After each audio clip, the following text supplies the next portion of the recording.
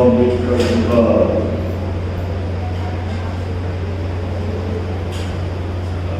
जन्मोत्सव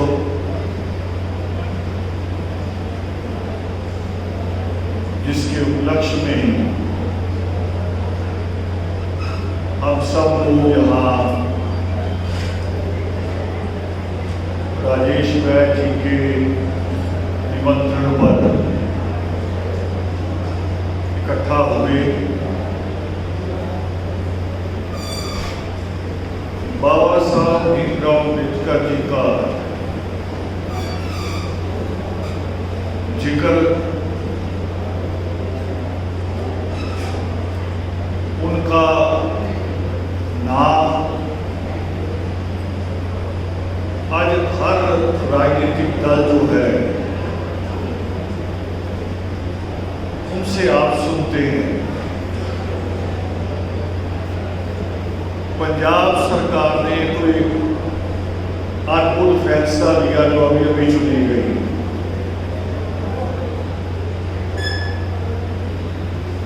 कि सरकारी ऑफिसों में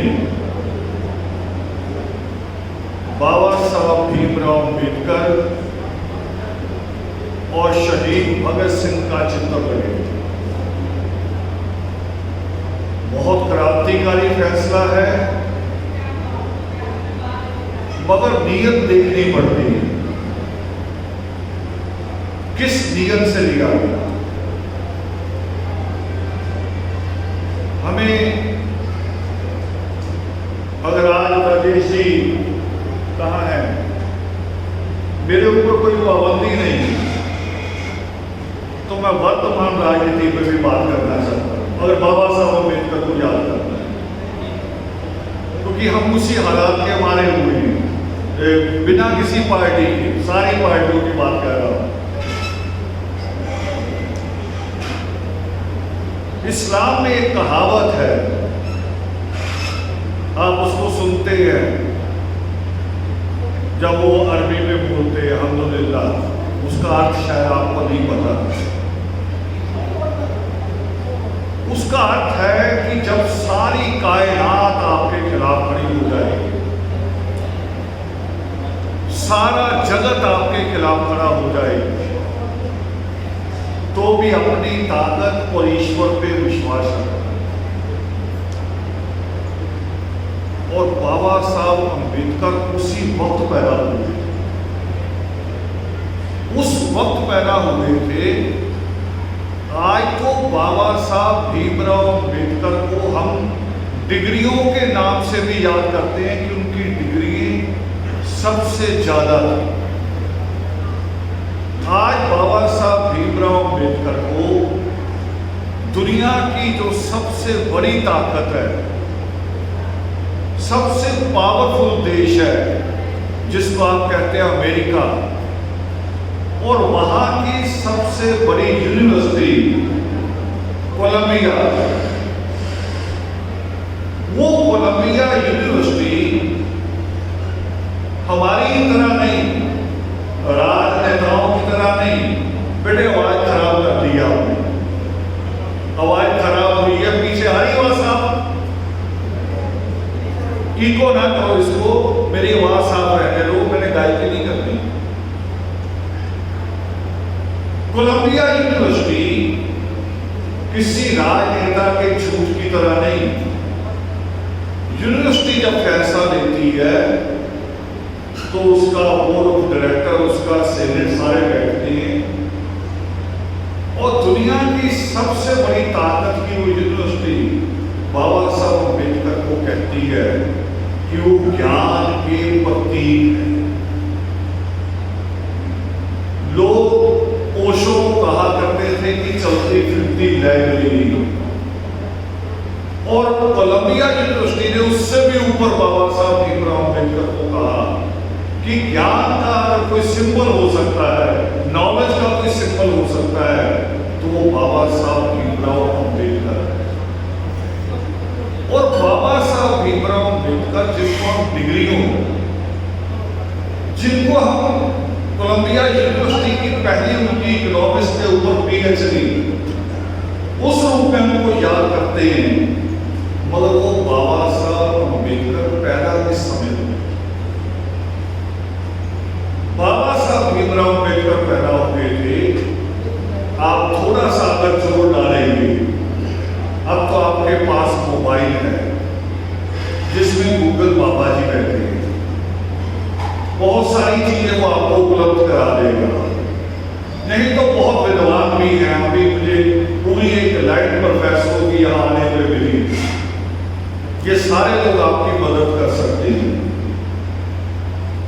भारत में चाहे मुगलों का राज रहा, उसके बाद भले अंग्रेजों का राज रहा, मगर वो राज के जो कानून थे प्रशासनिक अदारे में, सिर्फ प्रशासनिक और लॉ एंड ऑर्डर में वो कानून जो थे अंग्रेजों के अपने थे, मुगलों के अपने थे। मगर जो सामाजिक व्यवस्था थी, सामाजिक जो कानून थे, अगर जोर दे के देखोगे तो मनुस्मृति अंग्रेजों के समय में भी लागू थी।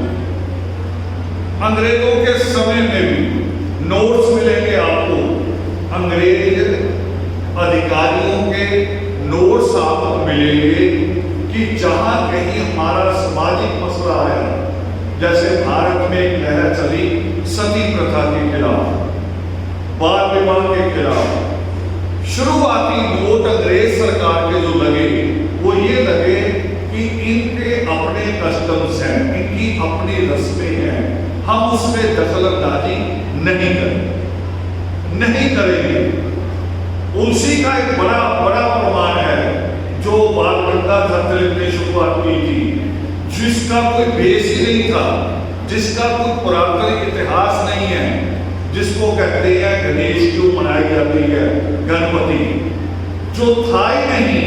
वो सिर्फ इसलिए किया था कि मीटिंग की एक जगह दफा 44 से बच के एक जगह मिल जाए कि जहां हम इकट्ठे हो जाए। उसको भी अंग्रेज सरकार ने ये नोट में ला के छोड़ा कि ये इनके कस्टम्स हैं, इनकी धार्मिक रस्में हैं, इनको छेड़ना नहीं। और बाबा साहब अम्बेडकर उस मनुस्मृति के साए में, उस ब्लैक होल में जहां से आदमी पलटता नहीं है, उस ब्लैक होल में, मनुस्मृति के ब्लैक होल में बाबा साहब अम्बेडकर पैदा हुए। मगर देखो, पढ़ते हैं आप युग पुरुष सबको लगा देते हैं, पटेल को भी लगता है, गांधी को भी लगता है, नेहरू को भी लगता है, मगर युग पलटा किसने? युग पुरुष का मतलब होता है जो युग पलट दे। युग पलटा किसने? वो युग था जिसमें दलित को अधिकार नहीं था स्कूल जाने का, नया कपड़ा पहनने का, नया कपड़ा ही नहीं, दक्षिण भारत में तो ये परंपरा भी थी, जहां ज्यादा मंदिर है, साथ में नोट करा दूंगा, दक्षिण भारत में जहां बड़े मंदिर हैं, वहां औरतों के लिए, दलित औरतों के लिए कानून था कि ऊपर का कपड़ा नहीं पहने, नीचे का पहने। इसलिए ब्लैक होल कह रहा हूं, उस ब्लैक होल में बाबा साहब अम्बेडकर का जन्म, और उस ब्लैक होल का मुकाबला भी किया बाबा साहब ने। यानी जिसके ऊपर ये कानून लागू था कि तुम पढ़ नहीं सकते, तुम स्कूल में नहीं आ सकते, स्कूल वाले रोड से भी नहीं गुजर सकते, उसी आदमी ने उसी देश का संविधान लिखा। इसको कहते हैं युग पलट। जिसमें पाबंदी थी उसी ने उस संविधान की कलम पकड़ी और देश की संसद को, देश के सारे राजनीतिक दलों को घुटने टेक के बाबा साहब अम्बेडकर को कहना पड़ा कि आप देश का संविधान लिखेंगे, आप लिखेंगे।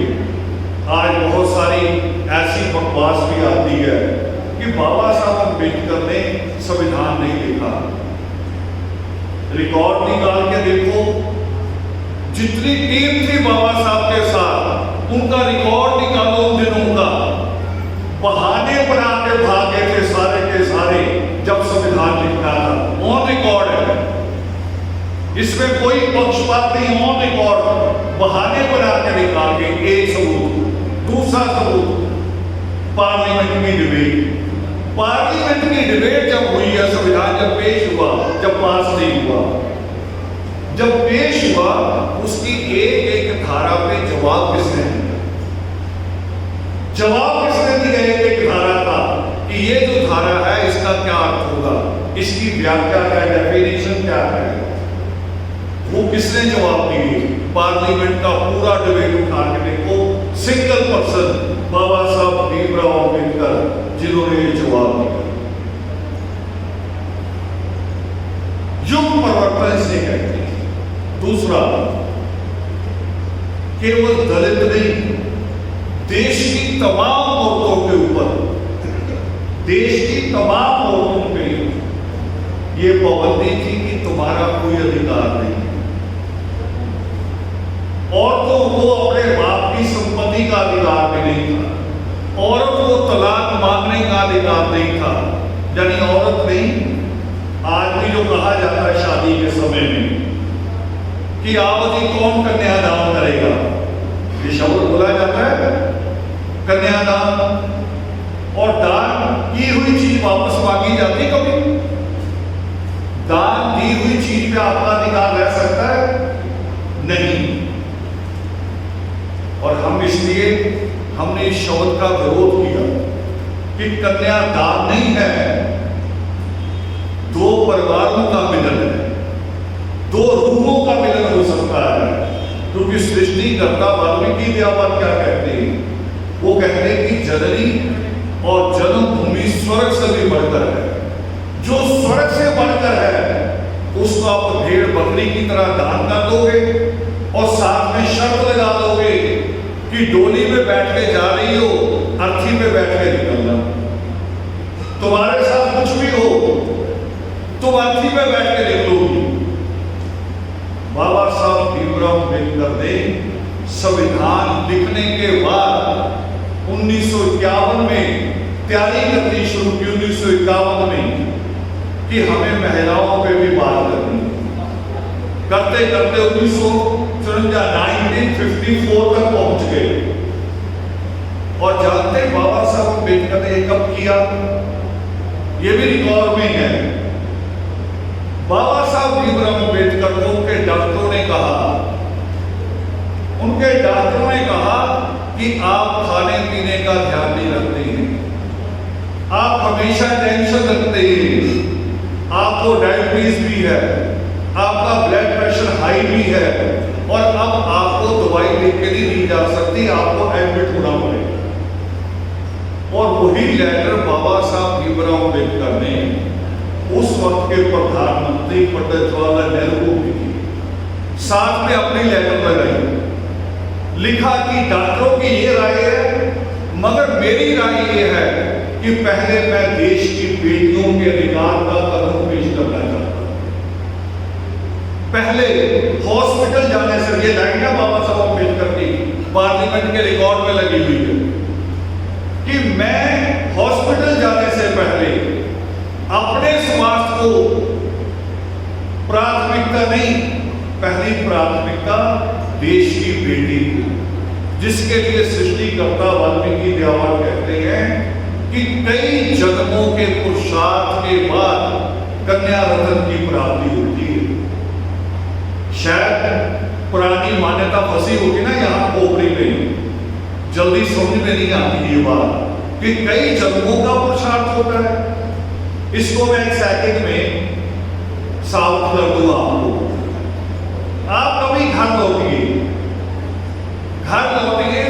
घर की दहलीज, घर का गेट बिल्कुल साफ सुथरा मिले, अंदर जाए तो अंदर भी पूरा घर महकता हुआ मिले, रसोई की तरफ आप नाक करें तो गर्म खाने की खुशबू आ रही हो, सारा कुछ दुरुस्त हो घर में, मगर घर में मां, बेटी, पत्नी, बहन, यानी जितनी भी मां बेटी के साथ रिश्ते हो सकते हैं, बेटी घर में नहीं है, मां तो महिला घर में कोई नहीं है, और घर सारा दुरुस्त है, बताओ आपका दिल लगेगा घर में? ईमानदारी से बताओ, घर घर लगता है? मैं महिलाओं से नहीं पूछ रहा, आपसे पूछ रहा हूं, लगेगा घर घर? और एक एक माँ घर में हो, चाहे माँ हो, चाहे दादी हो, बेटी हो, बहन हो, एक हो, घर महकता हुआ लगता है, महकता हुआ लगता है घर। ये बात सृष्टिकर्ता वाल्मीकि देवा ने लिखी अपनी कलम से, और उसी बात पे अनुसरण करते हुए बाबा साहब भीमराव अम्बेडकर ने कहा नेहरू जी से कि मैं पहले बेटियों के अधिकार का कानून बनाना चाहता हूं, बाद में हॉस्पिटल जाऊंगा। ये डेडिकेशन, ये समर्पण, अपने काम के प्रति दृढ़ संकल्प आज कहीं देखने को मिलता? आज नहीं। आज जिसे हम देख रहे हो, कह रहे आज जो हमारे सामने मुद्दे हैं, मैं हैरान था यहाँ अभी जब मीडिया को किया जा रहा था सम्मानित। कौन सा मीडिया है ये वो मीडिया है जिन्होंने थोड़ी सी लाज बचाई हुई है, ये वो सारे, और जिन्होंने देश की लाज पूरी खराब की हुई है, उसको आप कहते हैं बड़ा मीडिया, जिसको आप सुनते हैं, जो श्रीलंका की महंगाई पे बोल रहा है, पाकिस्तान की महंगाई पे बोल रहा है, भारत की महंगाई पे बोलता ही नहीं, भारत की गाय पे बोलता है, भारत के बंदर पे बोलता है। ये भारत का मीडिया है आज, भारत का, जिसको सुचेत होना चाहिए था, जो देता है हमें सूचना कि यहाँ ये हुआ और अब आपने फैसला, आपने क्या करना है। आज वो मीडिया पूरे का पूरा एक डेड बॉडी की तरह है, डेड बॉडी की तरह। डॉक्टर राममनोहर लोहिया कहा करते थे, वो कहते थे कि जिस दिन सड़कें सुनी हो जाएंगी उस दिन पार्लियामेंट आवारा हो जाएगा। जानते इसका? सड़कें सुनी हो जाएंगी, सड़कों पे कौन लाता है? मीडिया लाता है आपको मुद्दा देके, मगर आज ना मीडिया मुद्दा देता है, ना आप सड़क पे आने को तैयार। तो पार्लियामेंट आवारा हो सकती है और है। एक समय था देश की एयरलाइन जो था, देश की हमारी जो जितनी भी जहाज चलते थे टाटा कंपनी के पास थे, मगर उस वक्त की सरकार ने कानून पास किया कि जहाज सरकार के अंतर्गत होने चाहिए। जहाज ही नहीं हुए, सारे मुलाजिम भी सरकारी हुए। ये उस वक्त की सरकार ने किया, नेहरू ने। और आज 100 साल में नहीं हुआ, हमने दोबारा एयरलाइन टाटा को पकड़ा दी, अडानी को भी पकड़ाई, वो शिव सैनिकों ने रोक दी जाके। आज ये हो रहा है और इसमें एक पार्टी ना करना। मैंने जरूर कहा कि ये नेहरू जी ने किया, वो उनके साथ चला गया। आज की कांग्रेस नेहरू की कांग्रेस नहीं है, आज की कांग्रेस भी इंदिरा की कांग्रेस नहीं है। इंदिरा गांधी ने 1969 में 1969 में 14 बैंकों को एक ही दिन में नेशनलाइज कर दिया था। 14 बैंकों को एक दिन में नेशनलाइज, और आज प्राइवेटाइज हो रहा है। आज अगर सारा कुछ प्राइवेट करेंगे तो फिर पार्लियामेंट क्यों रखना है, विधानसभा भी क्यों रखनी है? वहां भी लोग, अभी पाकिस्तान देखो बेचारा कल बहुमत सिद्ध करते करते मर गए, नहीं हुआ। तो ये सब करनी भी खत्म हो जाए कि कौन इलेक्शन करे, कौन लोगों को झूठ बोल के गुमराह करे, कौन वोटें ले, पार्लियामेंट भी ले लो किसी कंपनी को, कोई कंपनी चलाए। बाबा साहब अम्बेडकर को जब याद करना है तो संवैधानिक तरीके से याद करना है, किसी पार्टी के नजरिए से याद नहीं करना। राजीव गांधी के समय से कांग्रेस में खराब होनी शुरू हुई, लगातार खराब हुई। फिर मनमोहन सिंह जी ने एक लाइन कही, हमें लगा कि थोड़ा सा कहीं उम्मीद बाकी है। मनमोहन सिंह जी ने प्राइम मिनिस्टर बनती एक लाइन कही कि हमारी योजनाओं का चेहरा मानवीय होना चाहिए। हमें अच्छा लगा कि चेहरा मानवीय होगा और मुझे याद है कि उस वक्त जो बजट आया एजुकेशन के लिए देश के इतिहास में इतना बड़ा बजट कभी नहीं रखा था जो मनमोहन सिंह के समय में आया। हमें वो लाइन और उनका अनुसरण बराबर लगा, मगर निजीकरण का जो लगातार चलता रहा, वो निजीकरण दोबारा निजीकरण का अर्थ होगा मनुस्मृति। भारतीय संविधान नहीं होगा। आज जो आपके ये रोड है, ये भारत सरकार के रोड नहीं है, टोल कंपनियों के रोड है। टोल कंपनियों के, जिस दिन टोल कंपनी चाहेगी आपका आना जाना बंद कर देगी, और अभी भी बंद है। लाओ 100 रुपया निकालो तो रोड क्रॉस कर लो तो नहीं जा सकते। फिर जो आप गाड़ी खरीदते हो, जब हम गाड़ी खरीदते हैं तब भी आरसी दी जाती है। 10,000 से 25,000 रुपया आरसी का, सिंपल गाड़ियों की बात कर रहा हूं, मर्सिडीज की नहीं कर रहा हूं। 10,000 से 25,000 आरसी वो रोड टैक्स ही गिना जाता है। हमें पता नहीं आज वो रोड कहाँ है जिसका मैंने पहले टैक्स दिया, मुझे रोड के रोक के टैक्स दिया जा रहा टोल, हमें नहीं पता है।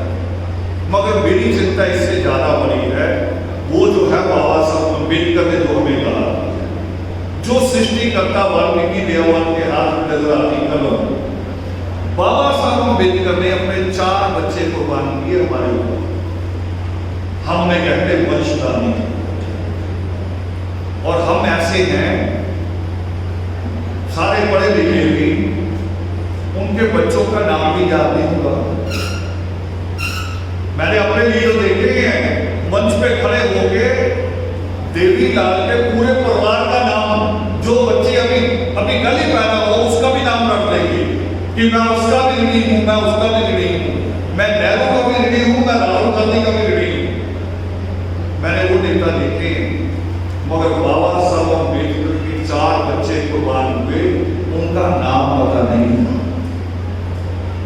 और उसके बावजूद उनकी पत्नी मां रमाबाई जब अंतिम समय प्राण त्याग रही थी, एक बच्चा बचा था जसवंत, मां रमाबाई की चिंता होनी चाहिए थी। बाबा साहब को कहती कि 4 बच्चे तो मर गए, अब एक का क्या रखना। मगर मां रमाबाई के अंतिम शब्द क्या थे? वो अंतिम शब्द थे, साहब कहा करती थी बाबा साहब। अंतिम शब्द था कि साहब मेरे 7 करोड़ बच्चों का क्या रखना। 7 करोड़ उस वक्त दलितों की आबादी थी भारत में, टोटल आबादी 30 करोड़। 7 करोड़ बच्चों का ख्याल रखना। मां रमाबाई ने जब बाबा साहब अम्बेडकर अपने बीमार बच्चों को छोड़ के जाना नहीं चाह रहे थे गंगाधर को, उनके एक बच्चे का नाम गंगाधर, उसको छोड़ के जाना नहीं चाहते थे गवर्नमेंट कॉन्फ्रेंस में, तब भी मां रमाबाई ने एक ऐसी लाइन बोली बाबा साहब को कि उनकी हिम्मत भी बनी और उन्हें रास्ता भी दिखाई दिया। वो कह रही आप पिता बन के सोच रहे हैं, पूरी कौम आपको बाबा कहती है। जिसको पूरी कौम बाबा कहे, ये रुतबा सबको बराबर नहीं होता। आपका फर्ज उनके प्रति है, जिसके आप पिता हैं उसकी मां मैं भी हूं। मैं उसकी किसी बुआ को पकड़ के हॉस्पिटल ले जाऊं, आप 7 करोड़ बच्चों की परवाह करो, जाओ गवर्नमेंट कॉन्फ्रेंस में उनके प्रतिनिधि बन के खड़े हो जाओ। बाबा साहब अम्बेडकर का आंदोलन था। आज हमें पढ़ाना पड़ता है, पढ़ते हम तो हिस्ट्री में पढ़ते हैं, हमें लिखना भी पड़ता पेपर में कि साइमन कमीशन बुरा था। साइमन कमीशन बुरा नहीं था, इसको दोबारा से नजरिए से पढ़ना चाहिए। साइमन कमीशन क्या था? साइमन कमीशन बाबा साहब अम्बेडकर के निमंत्रण पे आया था, उनके इन्विटेशन। बाबा साहब अम्बेडकर की डिमांड थी कि भारत केवल भारत गुलाम नहीं है, भारत में 2 गुलाम हैं। भारत, एक भारत जिसको आप गांधी के रूप में देखते हैं, जिसको आप जिन्ना के रूप में देखते हैं, जिसको अपने आप को नेहरू और पटेल नजर आते हैं। एक भारत ये है, एक भारत जो इनका भी गुलाम है। मैं उसके दर्शन कराना चाहता हूँ। तालाब में कुत्ता जा सकता है मगर अछूत नहीं जा सकता। कुत्ता पानी पिए कोई एतराज नहीं, मगर हमारा कोई बच्चा, कोई नौजवान, कोई बुजुर्ग, कोई माँ तालाब के पानी को हाथ में लगा दे, ये व्यवस्था आज भी है। बहुत जगह में अभी भी लग है, वहां हाथ नहीं लगा सकते। सिस्टम बदल रहे हैं। आज भी स्कूलों में हमारा बहिष्कार हो रहा है। यहां बड़ी गिरीब बैठी है बड़े लिखों की। मैं आपसे रिक्वेस्ट कर रहा हूं, थोड़ी सी जिम्मेवारी लीजिए। हमारे तो एक साथी बोल रहे थे कि एक बच्चे की, शायद आप कह रहे थे फीस के तौर पे जिम्मेवारी, मैं उससे भी कम कह रहा हूं, आर्थिक भी नहीं। सिर्फ 10 बच्चे ऐसे अडॉप्ट कीजिए जिनके पेरेंट्स मीटिंग में आप जाइए, बस। पैसा खर्च नहीं कह रहा हूं। माँ बाप अनपढ़ है हमारे, उनको पता ही नहीं टीचर क्या कह रहा है। एक बेटी कालिया में, उसने टॉप किया हाई स्कूल में, बोर्ड पे फोटो लगी चौराहे पे, मीडिया उसका इंटरव्यू लेने आया और टीचरों ने उसको क्या कहा +1 में, अरे होम साइंस ले ले, यानी आलू काटने सीख ले। जिसने टॉप किया अपने स्कूल में, उसको मेडिकल कहते तो भी बात जलती, उसको नॉन मेडिकल कहते तो भी जलता था। उसको कह रहे होम साइंस ले ले। अभी भी ये जारी है स्कूलों में, और जारी है। 9th के पेपर में जानबूझ के बच्चों को फेल किया जा रहा है, जानबूझ के। मेरे पास मिसाल है, उसके नंबर कम किए जाते हैं, माँ बाप को बुलाया जाता है कि इसका स्कूल चेंज कर दो। कारण अपना रिजल्ट 100% दिखाना। वो 100% ऐसे आता है कि दलित बच्चों को जो 70% लेने वाले, कम नहीं 70% ले रहे हमारे बच्चे, उसको मेरे साथी आज आए नहीं मेरे साथ, उनके बच्चे का केस था, हटा दिया, हमने दूसरे स्कूल में लगाया। 2 महीने पहले उसको हटाया गया, 2 महीने पहले दूसरे स्कूल में रिक्वेस्ट की, 2 महीने 1 महीना जद्दोजहद में निकल गया, बच्चा घर बैठा रहा। 1 महीना पढ़ने को मिला, उसने 78% नंबर लिए हाई स्कूल में। फिर बताओ किस ग्राउंड पे उसके प्रिंसिपल ने कहा कि इसको नहीं रखना हमने। यही +1 में होगा। बच्चों को उनका जबरी मेडिकल हटाया जाएगा, जबरी उसे साइंस हटवाई जाएगी। ये काम आप थोड़े से पढ़े लिखे लोग, उनके पीटीएम में, उनकी जो पेरेंट्स मीटिंग होती है उसमें जाके आप अदा कर सकते हैं। केवल 10 बच्चे लॉक कर लीजिए अपने ही गांव के, अपने ही मोहल्ले के, अपने ही शहर के। अभी भी मनुस्मृति यहां से नहीं गई, वहां से हटी है, पार्लियामेंट के दायरे से हट गई है। वहां मोदी ऐसे संविधान रख के उसके ऊपर नाक रगड़ा, मत्था टेके, नटंकी का आंसू बहा के, मगर मनुस्मृति यहां से नहीं हट गई। वो अभी भी मनोहर दिलों में बैठा लग रहा है, वो गंदगी अभी भी जारी है। उसको हटाने की जरूरत है, और वो हटाने की जरूरत आपको मुकाबला करके करनी पड़ेगी, और मुकाबला कर रहे हैं। मेरे पास बच्चे ऐसे आते हैं 90, 92, 97% नंबर लेने वाले, और टीचर उसको डिस्क्राइब करते हैं। ये रोल अदा करने की आज जरूरत है। और दूसरा, आप करते नहीं, आपसे नहीं गिला। ये तो पता नहीं आज देश जी ने क्या जादू चलाया कि सारे जितना पढ़ा लिखा सारा इकट्ठा कर लिया। ये पता नहीं ये उनका राजनीतिक असर है कि उनका निजी व्यवहार अच्छा है, ये आपको बताऊंगा आपके मन में। मैंने इतिहास में पढ़ा है, एक मेघा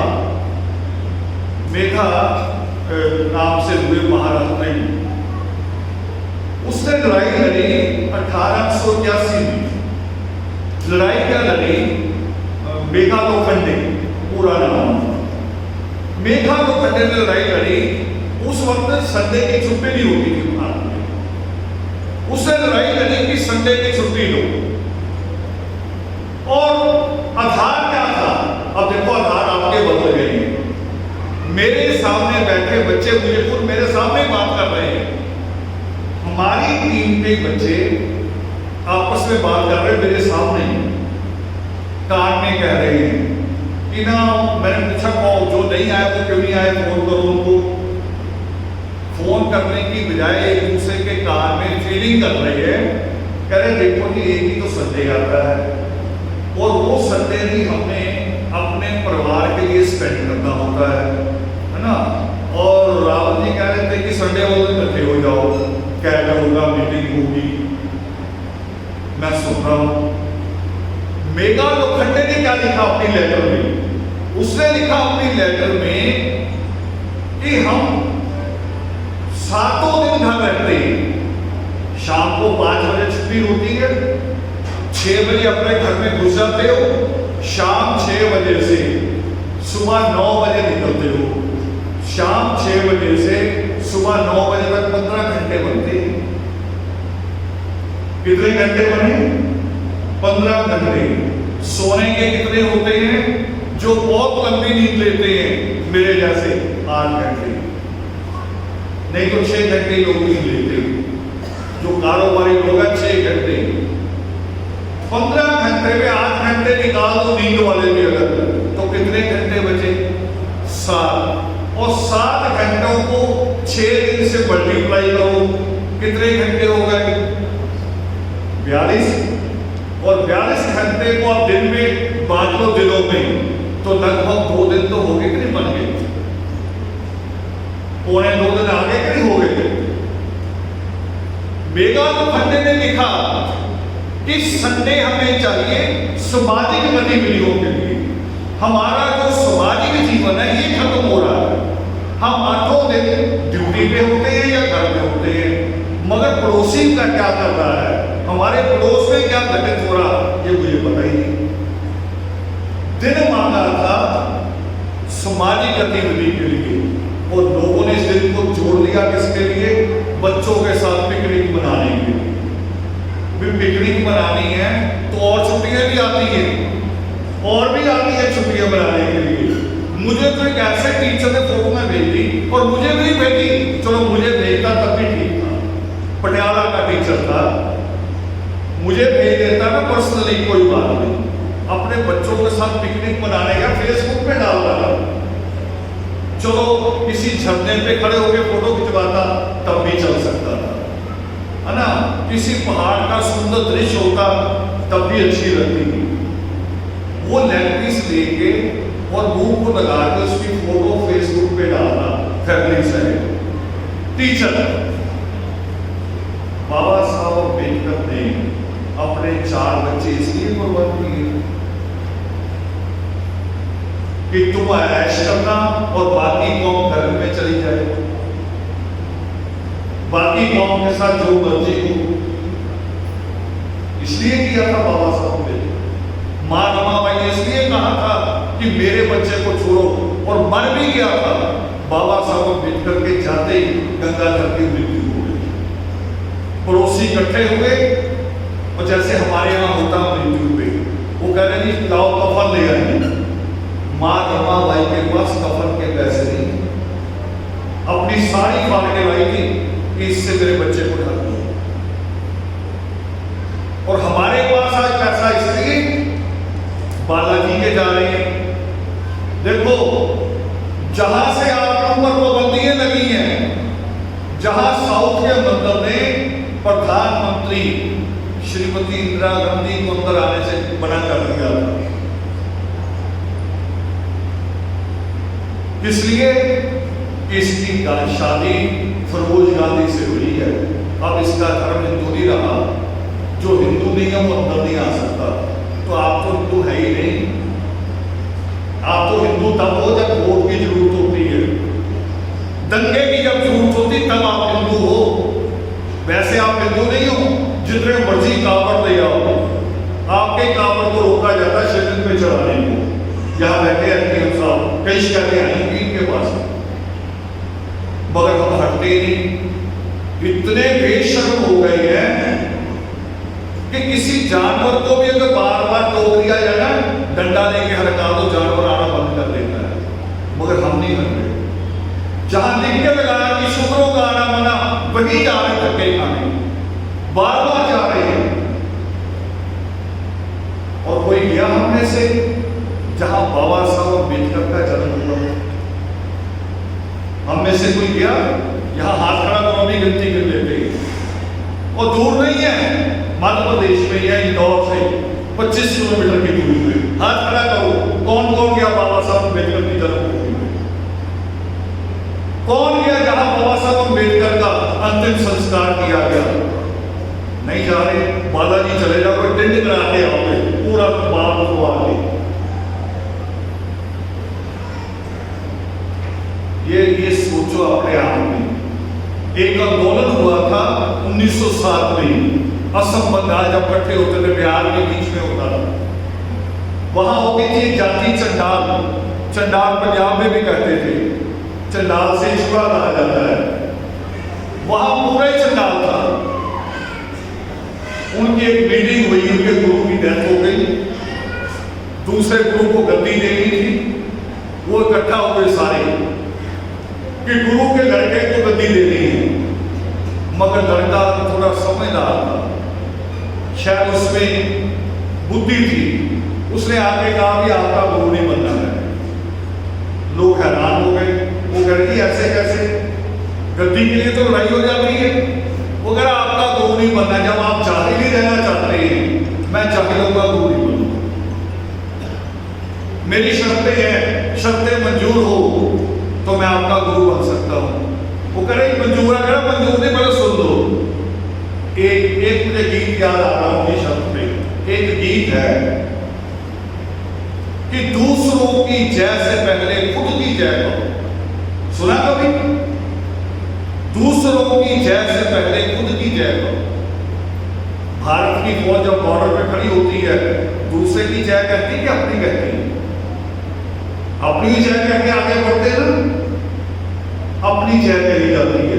उन्होंने पहला फैसला लिया कि आज के बाद कोई नमस्ते, कोई नमो नमः, कोई कुछ नहीं करेगा। आज के बाद हमें लोग शूद्र कहते हैं, हम नमो शूद्रा बोलेंगे। आपस में एक दूसरे को नमस्कार करेंगे, किसी दूसरे को नहीं करेंगे। कोई हरि, कोई कृष्ण, कोई राम, ये नहीं नाम लेंगे, अपना करेंगे। और रिकॉर्ड में उनका नाम आज तक मशहूर है। दूसरा संकल्प लिया कि अपने बच्चों को पढ़ाएंगे। ये बाबा साहब अम्बेडकर के आंदोलन से पहले 1907 का आंदोलन है, 1907 का। और लिखा इतिहासकारों ने कि 1 लाख स्कूल खुला था उस वक्त, 1 लाख। और कहाँ खुला था? सरकार ने जमीन नहीं दी, जमीन खरीदने की उनमें ताकत नहीं थी। वो जहां गाय बांधते थे, जहां बकरी बांधते थे, उन्हीं तबेलों के लिए गुरु ने हुक्म दिया कि जब जानवर बाहर जाए चलने के लिए तो औरतें सुबह सफाई का उसकी उसी तबेले में क्लास लगेगी। और आज आप जाओ पश्चिम बंगाल में, पश्चिम बंगाल में जितना दलित IAS, IPS, PCS आपको मिलेगा, नमोशूद्रा मिलेगा। उसी आंदोलन से, पशुओं के तबेले से पड़ा हुआ, वहां से चले उस आंदोलन को। हम पढ़ते हैं फिर टूटते हैं। पढ़ के टूटना नहीं है। बाबा साहब अम्बेडकर ने कहा कि पहले शिक्षित हो फिर संगठित। हम संगठित नहीं हो रहे, हम संगठित है बीवी के साथ। कभी कभी तो ऐसे संगठन भी है कि अपने माँ बाप छोड़ देते, बीवी के माँ बाप पकड़ देते हैं। हम ऐसे भी, भाई दोनों ही माँ बाप जरूरी है, दोनों ही जरूरी है। ऐसी पढ़ाई लिखाई नहीं। मुझे अल्लामा इकबाल का एक शेर याद आ रहा है। अल्लामा इकबाल जिसने नारा दिया था देश की आजादी में, इंकलाब, ये शब्द पहला अल्लामा इकबाल का, इंकलाब जिंदाबाद। अल्लामा इकबाल ने कहा था सारे जहां से अच्छा हिंदुस्तान हमारा। उस अल्लामा इकबाल की बात कर रहा हूं। उसने नारा दिया था अल्लाह से करे दूर। ये अल्लामा इकबाल का शेर ध्यान से सुनना। अल्लाह से करे दूर वो तालीम फितना। फितना किसे कहते हैं? लानत। कहते जो तालीम अल्लाह से दूर करती है अपने मजहब से दूर करती है। मजहब से दूर होने का मतलब जिम्मेवारियों से दूर होना। बाबा साहब अम्बेडकर के अंतिम लाइनें हैं, उनका एक अंतिम संदेश यहाँ लगा नहीं शायद।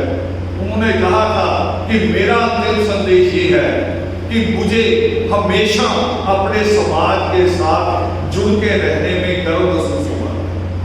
और मेरा अंतिम संदेश भी यही है कि आप अपने समाज के काम, अल्लामा इकबाल यही कहते हैं, वो करे अल्लाह से करे दूर वो तालीम फितना। एक इमलाक भी, औलाद भी, जागीर भी फितना। चाहे करे औलाद दूर करे, चाहे जागीर दूर करे, चाहे आपका रुतबा दूर करे, तो भी लानत। ना हक के लिए उठे जो तलवार, वो तलवार फितना। ना हक बिना वजह तलवार नहीं करे उठानी, बिना वजह नहीं। और यह आगे का कहा है तो बहुत ही इतनी बड़ी कि जो इस्लाम में भी कबूल करनी मुश्किल थी, मगर विद्वान की सोच थी। उन्होंने कहा अगली लाइन में कि तलवार तो क्या, नाराए तकबीर भी फितना अगर वो तुम्हें मजहब के खिलाफ ले जाता है। मजहब क्या होना चाहिए? अब मजहब की बात करो, मजहब क्या होना चाहिए? मजहब की सबसे अच्छी परिभाषा कबीर साहब कहते हैं। कबीर साहब कहते हैं, जब वो कहते हैं कि ढाई आकर प्रेम के बड़े सुमंदर हुए, उससे पहली लाइन क्या कहते हैं कि पोथी पढ़ पढ़ जग हुआ, पंडित भया ना हो। पंडित भया मतलब पंडित बनना नहीं, चोटी रखना नहीं, तिलक लगाना नहीं, जनी अकल किसी को नहीं आई होगा। पोथी पढ़ी अकल नहीं आई। अगर धर्म लंबा सिखाता है तो धर्म ही नहीं हो सकता। आज तो धर्म यही सिखा रहा था। आप सड़क पे चले आ रहे हैं, अचानक बोर्ड आया, अचानक आगे गाय आ गई और गाय टकरा गई, तो लोग आपके बच्चों की चिंता नहीं करेंगे जो गाड़ी में बैठ गए, गाय की चिंता करेंगे। और मैंने देखा, मेरे साथी बैठे था, मैंने अपनी आंखों से देखा ये एक्सीडेंट जींद के पास। वो आदमी अपने बच्चों को भूल गया, बाहर आके जोर से चिल्ला रहा, मैं गुप्ता हूं, मैं हिंदू हूं, मैं गुप्ता हूं, मैं हिंदू हूं। इसे पता था भीड़ हमला कर देगी, भीड़ पूछेगी नहीं कि तू कौन है। और बच्चे घायल थे, टकराए से पड़े हुए थे बच्चों। आज ये धर्म चल रहा था आज भारत में, ये मंजूर नहीं। मैंने अपनी बात शुरू की थी पंजाब सरकार से कि पंजाब की सरकार ने बाबा साहब अम्बेडकर का चित्र लगाया, और मैंने अगली लाइन बोली थी कि नियत भी नहीं पड़ेगी। नियत ये है कि राज्यसभा के मेंबर नॉमिनेट किए उस पार्टी ने घोषित किए, एक भी दलित नहीं। और पंजाब में 40% दलितों की आबादी 40% पंजाब में, और जो राज्यसभा के मेंबर आम आदमी पार्टी ने अनाउंस किए उसमें एक भी दलित नहीं। फिर बाबा साहब अम्बेडकर का चित्र किस लिए? चित्र किस लिए? मुझे पूरा वो शेर याद नहीं है, एक और शायर है बहुत अच्छा, मगर उसकी अर्थ बता रहा हूँ। वो उसको शेर पढ़ते पढ़ते कहते अपनी कविता में कि गांधी की फोटो के पीछे से एक छिपकली निकलती है खाकी रंग की। गांधी की फोटो के पीछे से एक छिपकली निकलती है खाकी रंग की, और फिर कीट पतंगे को एकदम झपटती है, निचोड़ती है, बरोड़ती है, चबाती है, खाती है, और फिर चुपचाप फोटो के पीछे चले जाती है जैसे कुछ नहीं हुआ, जैसे कुछ भी नहीं हुआ। बाबा साहब अम्बेडकर का चित्र ऐसा ही है। अब देश में जो आज राजनीतिक हाल चले, कांग्रेस है, प्रदेश जी मुझे पता कांग्रेस के नेता है, कांग्रेस ने उनको सम्मान भी दिया, मगर मैं तो सारी पार्टियों को होल अपनी पूरी 13 करोड़ की आबादी से जोड़ के देखता हूँ, मैं उनकी योजनाओं से जोड़ के देखता हूँ। अभी जो सरकार है पंजाब यूनिवर्सिटी चंडीगढ़ के लिए फैसला आया जब मनुस्मृति ईरानी शिक्षा मंत्री बनी। जब मनुस्मृति ईरानी को बनाया गया शिक्षा मंत्री, तो जानते पंजाब यूनिवर्सिटी चंडीगढ़ के लिए पहली लेटर क्या आई होगी? 400 करोड़ का बजट है पंजाब यूनिवर्सिटी चंडीगढ़ का, जो मानव संसाधन मंत्रालय देता, और उनको लेटर क्या आया कि आपको 100 करोड़ मिलेगा, 400 की जगह 100 करोड़, 300 करोड़ बच्चों से ले दो। उसका अर्थ क्या होगा? उसका अर्थ ये होगा कि 4th क्लास तो भूल ही जाओ, जो क्लास सेकंड भी होगी वो भी अपने बच्चों को यूनिवर्सिटी नहीं भेज पाएगा।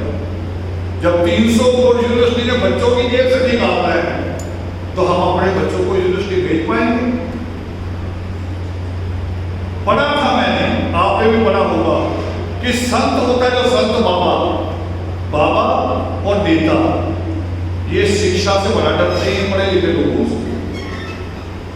पढ़े लिखे लोगों से डरते हैं, हमेशा शिक्षा के खिलाफ आंदोलन जो भी हो चलाएगा नेता चलाएगा, तरीके से सीधा नहीं चलाएगा, और बाबा चलाएगा। अभी मुझे तक साथी बता रहे थे, कह रहे एक बाबा की स्पीच आ रही है आजकल सोशल मीडिया पे कि जिस बच्चे ने जो भी पेपर नहीं पढ़ा, जो सब्जेक्ट नहीं पढ़ा, वो कौन सा पत्ता? पीपल का।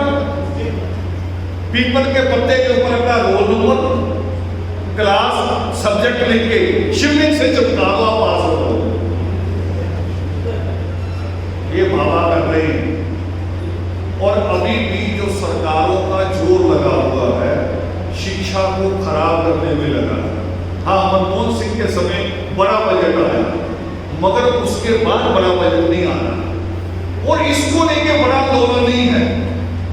विपक्ष भी बड़ा आंदोलन नहीं चला रहा। जो बात मैं कर रहा हूं, मैं सारी पार्टियों की बात कर रहा हूं, सारी पार्टियां निजीकरण में सहमत है, सारी पार्टियां सहमत है।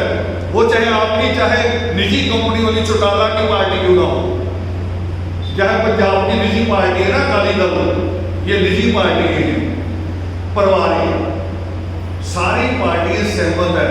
क्योंकि किसी को टोल प्लाजा मिला हुआ है, किसी को कोई और ठेका मिल जाना है, सारे सहमत है निजीकरण में कि देश को बेच दो, जो जो हिस्सा मिलता दे दो, बेच दो। डरे हुए हैं कि जिस दिन देश का दलित और आदिवासी खड़ा हो गया, देश का दलित और आदिवासी खड़ा हो गया, उस दिन कह रहे हम सत्ता में नहीं रहेंगे। क्यों? क्योंकि एक ही बाबा साहब भीमराव अम्बेडकर थे जिसके मुकाबले में पार्लियामेंट में एक भी पढ़ा लिखा आदमी नहीं, एक भी पढ़ा लिखा आदमी नहीं था।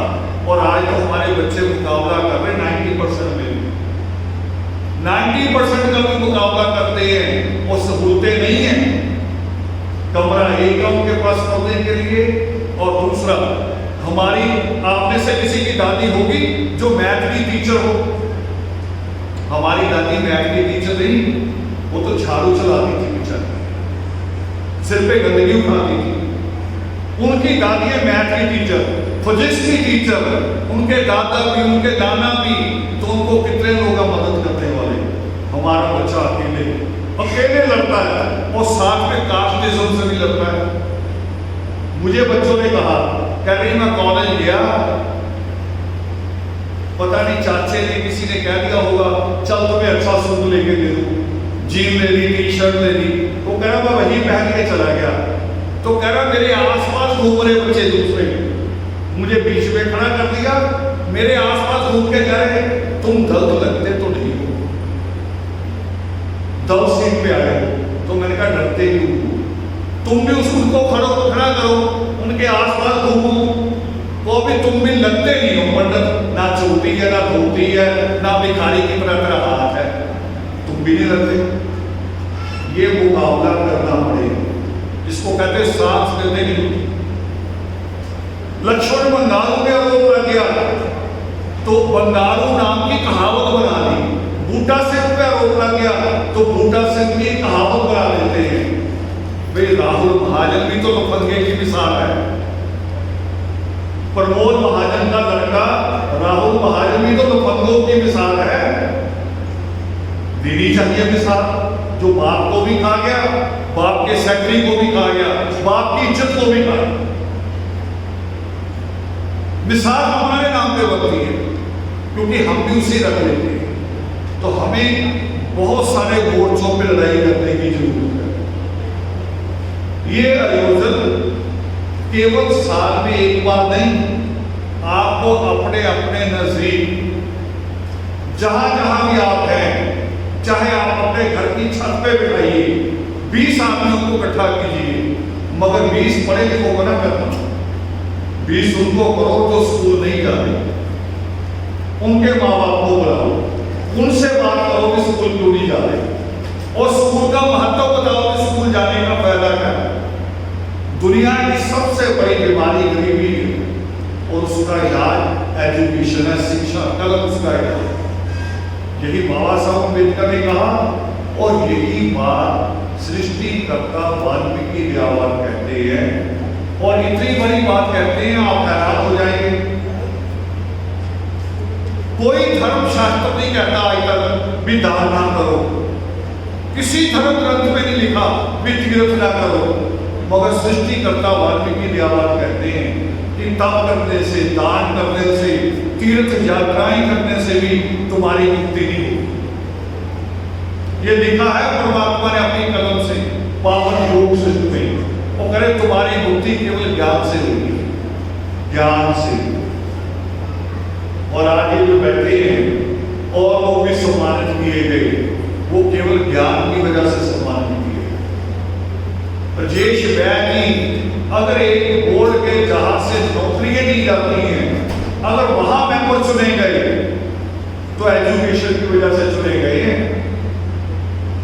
अगर शिक्षक ना होते तो इनको कोई चुनता, इनको नहीं चुना, शिक्षा की वजह से।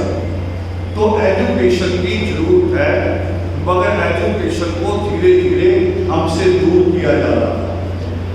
1000 PhD की डिग्री 1100 से कुछ ज्यादा हर साल JNU कराता था, अब 1100 से कम करके उसे 200 कर दिया, भी 200 PhD पैदा होंगे, क्योंकि JNU का PhD जो है वो सरकार को सवाल करता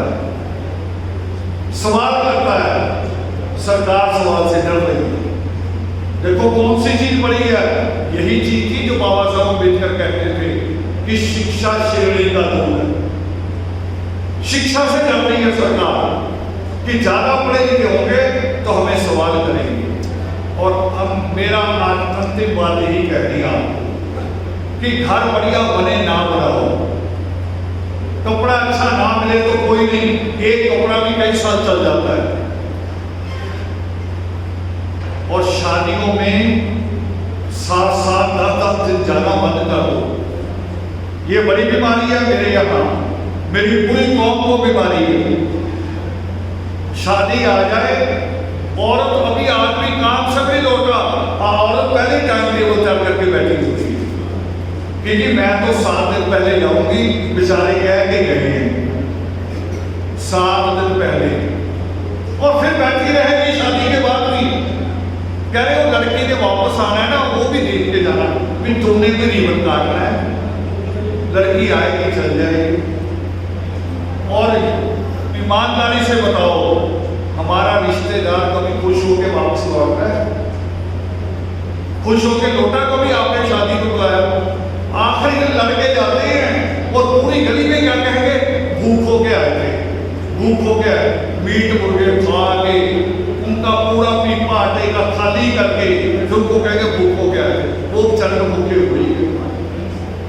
तो थोड़ी जरूरत पैदा करो इन सामाजिक कुरीतियों को खत्म करने की, थोड़ी जरूरत पैदा करो अपने लीडरों को पहचानने, अपने लीडरों को पहचानने की भी जरूरत। क्योंकि हमारे यहाँ ज्यादा लीडर कौन है, वो कह रहे हैं कि बस शैलजा के यहाँ, हुड्डा के यहाँ, और कौन सा आपका खट्टर है ना, और भी जितने भी लीडर है उसके दरवाजे पे हाजिरी भरेंगे पर टिकट मिल जाएगी। ऐसा सम्मेलन नहीं कर सकता, ये थोड़ी जिगरे की बात है ऐसा सम्मेलन करना। क्योंकि मैं बता दूं यहाँ से, जो ऐसे सम्मेलन करता है वो पार्टी की आंख की किरकिरी बनने लग पड़ता है। पहली बार किरकिरी बनेगा। पार्टी सोचती अच्छा ये अपना सिर खुद उठा रहा है, इसका सिर खुद ही उठना चाहिए। पर एक चीज याद रखना कि सिर खुद उठाना पड़ेगा। सिर खुद उठाया दिल्ली के कुछ लोगों ने अन्ना के आंदोलन में आके, तो दिल्ली में सरकार बना ली कि नहीं बना ली? फिर पंजाब में भी आके बना ली। जुल्म तो सरकारों के होते हैं, मगर सिर उठाने की हिम्मत पैदा करो जैसे देशी ने किया। नहीं तो मुझे याद है इसी हरियाणा की जमीन पे जब बुहाना में आग लगाई गई थी, हरियाणा के नेता हुड्डा दादा था हॉस्पिटल में बेचारा, हार्ट अटैक आ रहा था उसे। मुझे बताया सूत्रों ने, वहां के लोगों ने, वो कह रहे अगर आप एक दिन और खींच देते आंदोलन, इस्तीफा था। 2 इस्तीफे हो सकते थे, कह रहे शायद एक इस्तीफा मुख्यमंत्री से, एक इस्तीफा दुनिया से भी, दोनों हो सकते थे। एक दिन कहे आप और लगते, मगर हमारे नेता हॉस्पिटल ही पहुंच गए। हम बुहाना बैठे थे, पानीपत आ गए हम रात को, हमारे नेता वहां पहुंच गए और हाथ ऐसे जोड़ देते, उसके आगे ऐसे कह रहे 5-5 से जारी दे दो हमारे लोगों को, इतने भी खुश हो जाएंगे। और उसमें पढ़े लिखे भी थे, उसमें पीसीएस भी थे। ऐसे झूठ वाले लीडर पैदा करो, चाहे कांग्रेस में करो, चाहे बीजेपी में करो, मुझे पार्टी से कोई मतलब नहीं। मुझे मतलब है